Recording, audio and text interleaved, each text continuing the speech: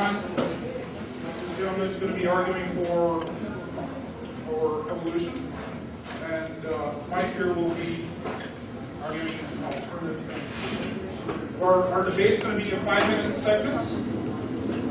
Starts off with Eric, and then so forth and so on, and back and forth for 2 rounds. And then it'll be your sex state is throwing us. Thank you.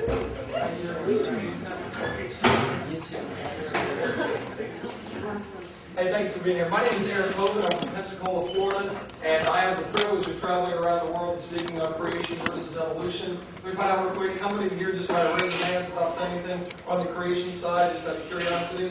How many of you would say no, I'm more on the free thinker evolution side? How many of you are with Mike on the, I have no clue, but I'm here to debate what I don't even know? A couple of you. All right. That's not you. It's not here. Thank you. I want you to know that I realize many of you, all of us come here with preconceived ideas of what we believe is true. What I would like to question later on in the debate is how you know something is true. These are going to be based on the laws of logic, which both Mike and Don have said that they would like to talk about the laws of logic. I am going to challenge how we even get the laws of logic, how we get that. But before I do that, let me just tell you, humanists, evolutionists, regard the universe as self-existent. They say it's not created. Now, that is a whole hurdle that they don't like to tackle. How do you get the world to make itself? To literally come out of nothing and make itself? I mean, we certainly couldn't answer that with science. Because anything dealing with the origins of the universe or with the purpose of man's being here on earth is intrinsically a religious worldview. It is a religious question. And so I submit to you that evolution is not actually a science. Now, does evolution try to use science? I'll let you guys finish stuttering over that real quick. Okay, you ready? Evolution can use science to try to prove their worldview. But evolution, in and of itself, tries to answer fundamental questions of life. Who am I? Where did I come from? Why am I here? And where am I going when I die? These fundamental questions of life can never be answered by science and are in turn a religious worldview. They have nothing whatsoever to do with science. Now, someone can believe that evolution supports their worldview, science supports their worldview, just like I, as a creation scientist, would say I believe science supports the creationist worldview. However, both of these are religious worldviews. So understand, evolution is actually a philosophy.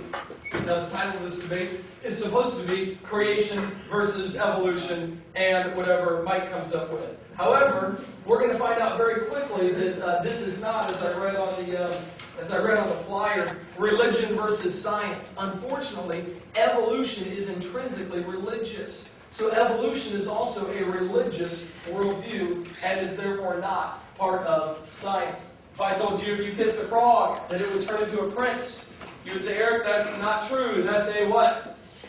Evolutionists play along with me. You already know the answer. It's a what? Fallacy. It's a fallacy. It's a fairy tale. That's exactly right. Frogs don't turn to princes by kissing them. I don't know how many of you ladies have actually tried that. I don't encourage that, okay? However, in the evolutionary thinking, in the evolutionary mindset, in the religion of evolution, that really is the case. The frog can eventually turn into the prince. You just got to give it a long period of time. And somehow, this thing that is impossible actually becomes possible. Yes, I put the real prince up there for you, all right? Just for you guys. Okay, so let me get this straight. If a frog comes into a handsome prince and it happens quickly, well, then that's a fairy tale. If it happens slowly, that's what we often call modern science. Guys, I want to just let you know, both of them are religious worldviews. Creation and evolution. You're welcome to believe that life evolved over billions of years, but that's not what that is an interpretation of the science that we see today. It does not represent absolute knowledge. Let's discuss what science is. If we're really going to talk about it, then I want to hold our feet to the fire and find out, are we really talking about science? Science is, and you may disagree with this is a dictionary definition of it, systemized knowledge derived from observation and study. Science is simply knowledge. That's all it is. Science is the knowledge that we can gain. Okay? I hope we can agree on that definition. I think it's pretty simple. So science is knowledge derived from observation and study. So part of science. Now, I understand that evolutionists will disagree with this, but I'm going to go ahead and say it like this anyway, okay? I believe you would have to have cosmic evolution. That would be the origin of time, space, and matter. And a lot of people say, well, hold on, Eric, that's not part of evolution at all. Well, ultimately, it has to be part of that world, worldview, that thinking, in order to get the world here. Evolution only deals with life once it's got here. Well, how do you get life here? You got cosmic evolution, the origin of time, space, and matter. Chemical evolution, the origin of the elements from low elements to higher elements. Don't have time to cover that. Then we got stellar and planetary evolution, how the stars and the planets form. Then you got, we've never seen a star form, by the way. And the last two are organic evolution, macroevolution, and then microevolution. We should have more time to discuss those.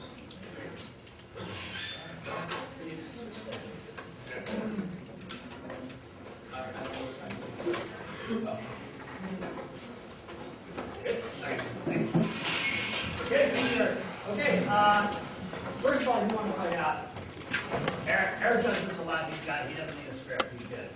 It's new for me, so I have a script to help you. He says, read me that.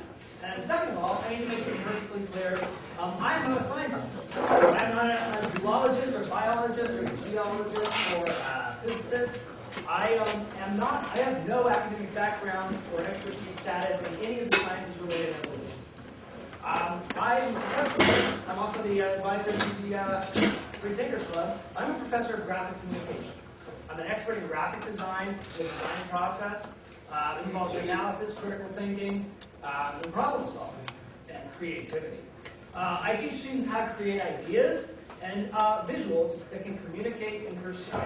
Now, we're here to talk evolution and creation, so I need to tell you I also have a deep personal interest in evolution and religion and the debate surrounding them. And I've done a lot of personal study. Again, that's why I'm part of the Free Thinkers Club. But as far as being an expert or an authority in science, in the science of evolution, again, I'm not that. That's okay, because neither are Mike or Eric. Precisely because I'm not a scientist, I feel I have an obligation to approach this debate a little differently. Out of respect for the scientists on campus, I think there might be a couple in the room, I will not attempt to present the finer details of the facts of the science of evolution. Again, I'm simply not qualified to do that. What I do hope to do today is defend you, the audience, from buying into or being fooled by a very persuasive but otherwise totally baseless argument from both of these guys. Eric is a very charismatic presenter, master of rhetoric. If you're not familiar with that word, it's very important to debate. I will show you, by simple, honest reason, and the validity of the scientific process over the subterfuge of Mike and Eric's disinformation. I'll show you, and I show you this unedited dictionary definition. To remind you, beware of anybody who tries to redefine words you already know. Eric did that right already. He tried to attempt to redefine evolutionary science as a religion. To do this, he's given us an extremely narrow and manipulative definition. That's